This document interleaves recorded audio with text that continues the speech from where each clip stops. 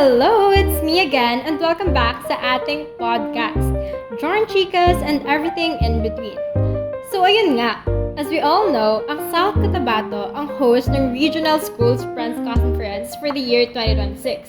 And honestly, hindi naman tayo magugulat kasi let's be real, hindi natin maikakailan na this province is home to a lot of beautiful tourist destination. Like, hindi ka mauubusan ng pupuntahan, mapa-adventure, chill, or pang-aesthetic na pang-post. So, as your kachika for today, samahan niyo ako as we navigate, review, and rate some of the most popular spots here in South Cotabato. May ratings to hindi to siya biased kahit taga dito lang din naman kami. So, welcome to Rating South Cot Spots 101. Okay, so first up is Lake Cebu. Ito na siguro ang pinaka-iconic sa South Cotabato. Like, pag sinabing tourism dito, automatic yung biyahe pa Lake Cebu agad. Kasi, una sa lahat, the view. Grabe, yung lake mismo, very calm, very peaceful. Parang gusto mo na lang mag-reflect sa life mo kahit hindi mo naman kailangan kasi ang ganda talaga doon. And of course, the famous Seven Falls Zipline. Hindi siya for the weak. Literal na mapapasigaw ka ng Lord, ikaw na bahala habang lumilipad. Pero I tell you, the view is worth it. Ang ganda ng view kapag lumilipad ka na doon. And then, plus points then, of course, for the culture. You get to see yung tradition of the Tiboli people there. So, hindi lang siya sightseeing. May learnings din. Shala!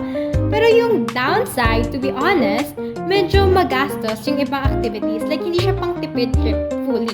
So, for me, my ratings would be 9 out of 10. Sulit siya, especially if first time mo. So, that's it. And next up is from Lake Cebu, another lake naman tayo, Lake Colon. Okay, so disclaimer, hindi ito pang tamad na trip yung Lake Colon kasi very hiking, very trekking experience siya.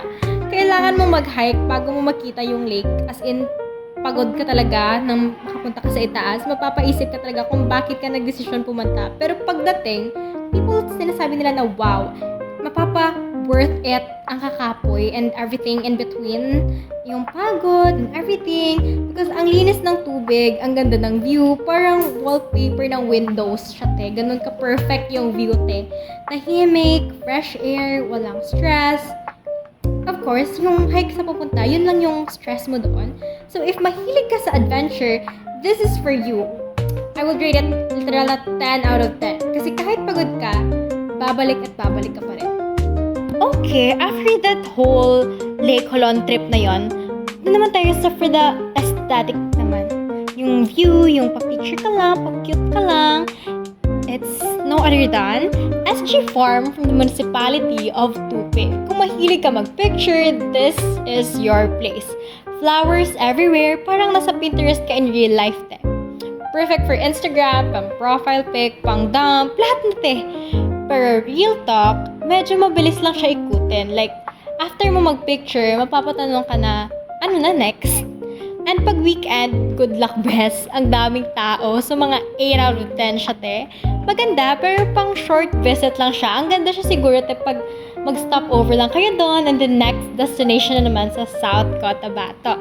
And then, speaking of next destination, still we are in the municipality of Tupi.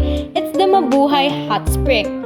Kung pagod ka na sa life or sa love life, this is your sign to relax kasi very relaxing yung place. Mainit yung tubig, very calming, parang binubura niya yung stress mo kahit, well, temporary lang, at least binubura niya yung stress mo. Very simple lang yung place, hindi siya super yung bongga-bongga talaga. Pero if you need a place to relax, then it's very perfect for you naman kasi yun naman talaga yung kailangan, peace and quiet. So, yung ratings natin would be 7.5 out of 10. Good for relax na siya, pero don't expect na luxury yung place kasi parang yun lang, pang stress relief talaga kasi siya and peace and calm. So from Tupi, let's go to Palamalok, which is the Kalsangi Coffee or Highline Views as they call it. Next naman, same vibes, chill vibes. This place, perfect daw to for sunset. As in ang view, bundok, sky, clouds, the perfect painting combination, parang main character ka sa movie, this is the place daw. Tapos may kape ka pa, very healing era ang peg ng atake sa place na to. Medyo mahangin, so ready ka dapat, baka pati problems mo daw din liparin dito. So, and ang ratings natin for that would be 8.5 over 10. Mas higher siya from our last destination because solid siya for chill and late afternoon tambayan because sabi nila, iba daw talaga ang sunset sa Highland views. So, ayun nga, mga ka-Jorno, those are some of the places you can visit here in South Cotabato. From adventure sa bundok hanggang chill sa kapihan, lahat meron dito sa ating probinsya. And now that it's hosting the Regional Schools Press Conference, mas lalo nating na-appreciate kung gaano ka-rich yung province na to in terms of culture and tourism. So kung mapadpad ka dito, huwag ka lang basta dumaan. I-explore mo, sulitin mo. Again, this is Rating Southcott Spots 101 with yours truly. Ako ang inyong kachika, reminding you na minsan, ang best therapy ay travel talaga. Isisingit natin yan sa lahat ng busy journey schedule natin, guys. So bye, and that's all.